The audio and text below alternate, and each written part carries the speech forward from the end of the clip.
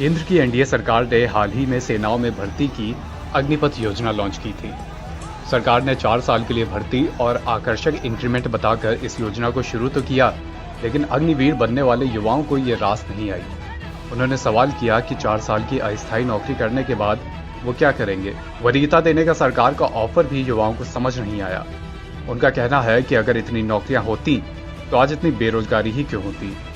Haryana, Rajasthan, UP, MP, Telangana से लेकर बिहार तक में भयंकर बवाल, भयंकर हिंसा मची हुई है। लगभग सभी विपक्षी दलों ने सरकार से इस योजना को वापस लेने की मांग करनी शुरू कर दी है।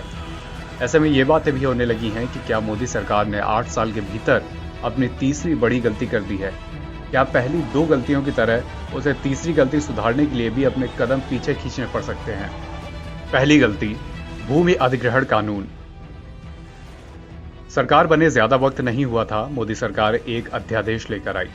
कहा कि इसका मकसद भूमि अधिग्रहण में सही से सही मुआवजा दिया जाना और पारदर्शिता जैसी बातें हैं। कानून कांग्रेस की पिछली सरकार के समय 2013 में ही बन गया था, लेकिन मोदी सरकार ने कुछ बदलाव किए और इस कानून को दोबारा लेकर आई। RSCTLARR एक्ट अमेंडमेंट ऑर्डिनेंस 2014 में कहा गया कि राष्ट्रीय सुरक्षा, रक्षा, ग्रामीण बुनियादी ढांचे से संबंधित संरचना, औद्योगिक कॉरिडोर और सार्वजनिक बुनियादी ढांचे से संबंधित परियोजना के लिए बिना सहमति के जमीन अधिग्रहित की जा सकती है।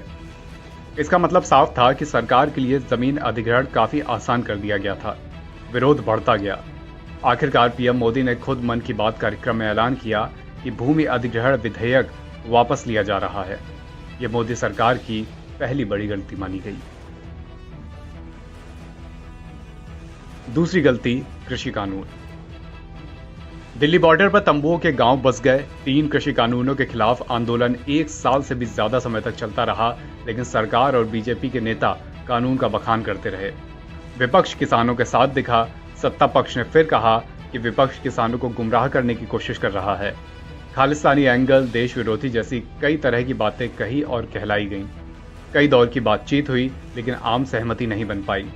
मोदी सरकार कृषि कानूनों में संशोधन करने के लिए तैयार थी, लेकिन किसान अपनी मांग पर अडिग थे कि कानून रद्द हों। लंबे आंदोलन के बाद आखिरकार सरकार को तीनों कानून वापस लेने पड़े। क्या अग्निपथ है तीसरी गलती?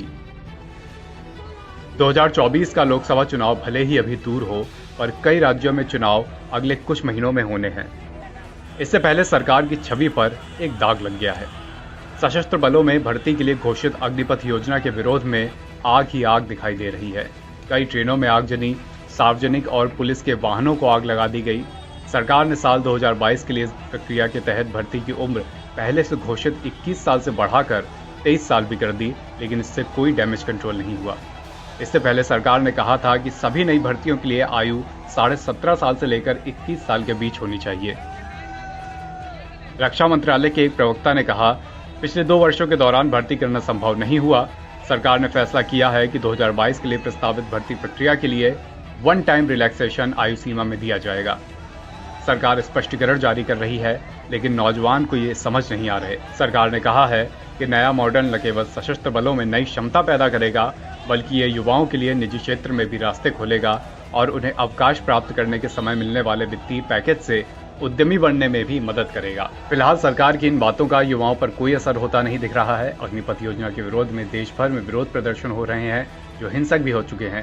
हालांकि अपनी किसी भी मांग को मनवाने के लिए हिंसा कोई उपाय नहीं है, लेकिन सरकार भी अभी युवाओं को आश्वस्त करने में नाकाम साबित हुई है। एनबीटी ऑनलाइन की रिपोर्ट।